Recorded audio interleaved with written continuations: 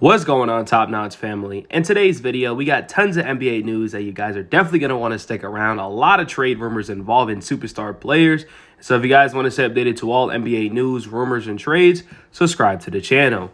Anyways, in the first news that came out today, is that the Suns are strongly considering Kevin Durant deals before the deadline.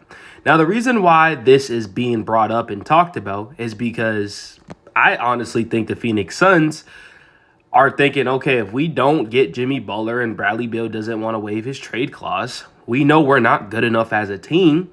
Let's trade Kevin Durant. Let's see what we can get off a Kevin Durant trade package. And also for Kevin Durant's side, he's like, man, listen, this team's not good enough. I came here to win a championship, and this is not going to get it done. So I think this is why this is getting brought up. It's a slim chance that it does happen because I still think they want the Jimmy Butler trade. But if the Jimmy Butler trade does not happen, expect Kevin Durant to be traded eventually.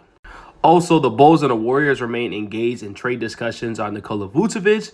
It says Kyle Anderson, Gary Payton, and Kevon Looney are the current players on the Golden State rosters to believe to be included in a potential trade. Now, to be honest with you guys, the Golden State Warriors are desperate. They're calling for every star player, every superstar player. They want to compete. And this year's playoffs, they want to win a championship. They know Steph Curry's prime is slowly dwindling down. They know he's going to be retiring soon, so they're trying to go after Vucevic. And to be honest, Vucevic is a 20-10 big that can space out the floor. Defensively, he is not great. And to be honest with you, giving him Gary Payton and part of this trade would be tough. He plays a big factor of what the Golden State Warriors do whenever they want to play small ball. And he's been in the starting lineup recently, so that'll be tough. But let us know what you guys think about this.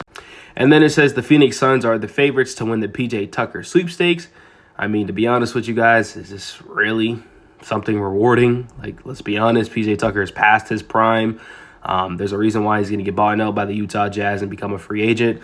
But, hey, the Suns are the favorites. And like I said, going back to the Warriors have contacted the Lakers regarding a trade for LeBron James. Now, LeBron James and Steph Curry had been rumored they wanted to play together for a long time. And with the Lakers trading away Anthony Davis, this is speculation got brought up once again because people are saying LeBron James didn't approve of that trade and this and that. But, I mean, if there's a time for two legends to team up, it definitely will be now. Two of these legends are literally the end of their career, and that's not necessarily a bad thing. They're playing bad or anything. They're still playing good basketball, but they're at the end of their career, and if they don't get to play with each other now, they'll never get to play with each other. So I just don't see the Lakers really trading LeBron James, but you never know. I never expected the Dallas Mavericks to trade one of their franchise players away in Luka Doncic. So this is very interesting. And then also in other news, it says the Miami Heat asked the Grizzlies for the young players, but were rejected. And I don't blame the Grizzlies. Like, why am I going to give you my young players for possible rento? Jimmy Butler has said several times he does not want to play for the Memphis Grizzlies. So I'm not going to give you a Jalen Wells or these other players that are playing good in G.G. Jackson. There's no point. I'm going to get worse for my future, but also get worse on my debt part. Like, yes, we're going to have a good team with Jimmy and Jaren Jackson Jr. and Bane and Jimmy. I think I said Jimmy twice, but you guys understand it. So I honestly think Jimmy Butler's trade value is completely sunken, and I don't know who's going to trade for Jimmy. I know the Suns want to, but it's going to be very hard. And once again, the Golden State Warriors are back in the trade rumor mill. They acquired about Paul George, which this one is kind of crazy. Paul George has been completely awful this year. Terrible contract, probably the second worst contract in the NBA behind Bradley Beal. But it just shows you how desperate they are and shows you how desperate they're looking to trade for a star player after Jimmy Butler and pretty much says he doesn't want to go over there. The Bulls officially waived Torrey Craig and Chris Duarte to make room for the Zach LaVine. Craig would draw interest from contending teams in need of veteran wing depth.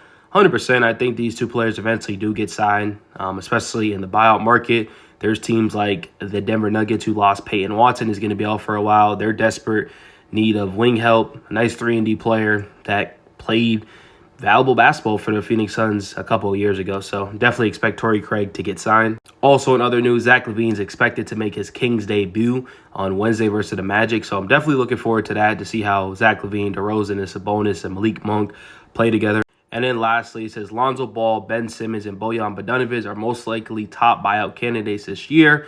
The Bulls are shopping Ball ahead of the trade deadline in exchange for second-round draft capital. To be honest, I think Ben Simmons is going to be the best option for a lot of these championships teams, just because he does a lot of little things that you would want on your team. But for like your star guy, absolutely not. But just the defensive presence, the playmaking ability, him to get offensive rebounds, defensive rebounds, whatever it is, he can help out for sure. Lonzo Ball IQ is absolutely amazing. Worked on that three-pointer. So I think these are going to be great candidates. And then also Bojan Bogdanovic has not played great this year, has dealt with injury, but has proven that he's a 15 to 16 point scorer when he is healthy and when he's playing good basketball. So let us know what you guys think. Keep liking, keep sharing, keep subscribing. Appreciate y'all. Love y'all, and I'm out.